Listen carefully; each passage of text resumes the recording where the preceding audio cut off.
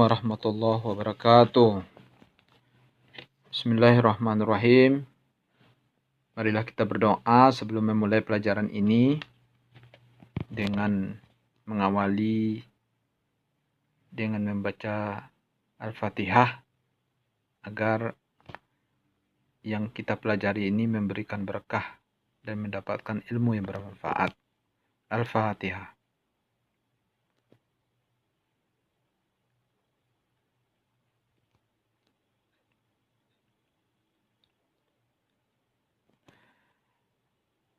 Baiklah, pada pertemuan kali ini yaitu membahas subjudul 1.2 tentang komputer dan internet. Setelah mempelajari sub ini, anak diharapkan yang pertama, mampu mengenal berbagai jenis komputer dan penggunaannya. Yang kedua, mengenal berbagai jenis komputer dan mobile. Yang ketiga, mengenal apa yang dimaksud dengan internet. Pada poin yang pertama, yaitu masalah komputer. Komputer mempunyai ukuran untuk kecepatan dan kemampuan yang bervariasi. Berdasarkan kriteria tersebut, komputer dapat dikelompokkan menjadi 4 kelompok. Yang pertama, yaitu komputer pribadi, atau yang sering kita kenal dengan PC. Yang kedua, ada yang komputer superkomputer atau mainframe. Yang ketiga, dedicated komputer. Yang keempat, embedded komputer. Untuk personal komputer ini,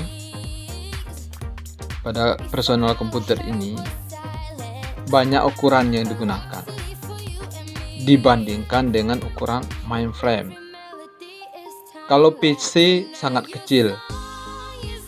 Kalau ukuran terbesar dari PC masih dapat ditempatkan dengan baik di atas sebuah meja tulis atau meja kantor. PC mempunyai mikroprosesor lebih dari satu sebagai tambahan pada prosesor utama. PC mempunyai beberapa koprosesor yang berfungsi untuk menangani pekerjaan khusus seperti matematika digunakan untuk kecepatan menghitung numerik. Kemudian ada yang koprosesor grafik yang digunakan untuk mempercepat menampilkan gambar, foto, video, dan sebagainya. Namun, PC dengan tambahan koprosesor tersebut hanya digunakan untuk tujuan-tujuan khusus dan jarang digunakan oleh pemakai normal pada umumnya. PC banyak digunakan sebagai alat bantu pekerjaan di kantor, di lembaga pendidikan, di rumah, maupun di mana-mana. Seperti membuat dokumen, mengolah bisnis, mengelola riset, dan lain sebagainya. Yang kedua ada namanya superkomputer atau mainframe. Superkomputer merupakan komputer yang paling cepat dan merupakan komputer yang paling mahal. Untuk mendapatkan kemampuan yang super cepat, superkomputer bisa dilengkapi dengan banyak prosesor sehingga memiliki kemampuan untuk melakukan proses operasi yang sangat kompleks. Dan harganya juga mahal. Dan ini superkomputer itu hanya digunakan oleh kalangan-kalangan tertentu. Yang menggunakan superkomputer ini itu banyak digunakan misalnya untuk mendesain, mensimulasikan pesawat terbang, meramalkan cuaca, mensimulasikan genetik, dan sebagainya. Dan ini banyak digunakan oleh organisasi yang besar. seperti universitas, kemudian rumah sakit, dan lembaga pemerintah lainnya. Kemudian yang ketiga adanya dedicated komputer. Dedicated komputer ini dibuat untuk tujuan tertentu, seperti video game. Mulai video game itu dibuat dari hal yang terkecil maupun yang dibuat di misalnya dengan skala yang besar, baik digunakan di rumah atau bisa digunakan tempat-tempat tertentu.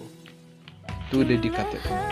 Kemudian ada lagi yang keempat, ada namanya embedded computer. Embedded computer adalah komputer yang berfungsi sebagai unit kontrol dan ditempatkan pada peralatan yang membutuhkan pengendalian otomatis. Biasanya dia mempunyai mikroprosesor tunggal. Di beberapa peralatan yang mempunyai embedded komputer di dalamnya ada telepon, ada video atau tape recorder, ada pendingin ruangan, ada mobil yang dilengkapi sistem pengapian yang dikendalikan, dan embedded komputer ini membantu mengendalikan penerbangan pesawat atau mengendalikan satelit-satelit agar tetap orbit pada tempatnya, atau bisa mengendalikan peluru kendali agar menemukan target yang tuju. Itulah beberapa jenis macam komputer yang dibuat atau diciptakan oleh para ilmuwan, sehingga sampai sekarang dipakai sebagai alat yang mempermudah membuat teknologi yang dipakai saat ini. Mudah-mudahan dengan kita mengenal jenis-jenis komputer tersebut, kita memahaminya, dan untuk akan datang kita mungkin bisa bercita-cita untuk mempelajari yang lebih mendalam tentang jenis-jenis komputer tersebut. Demikian,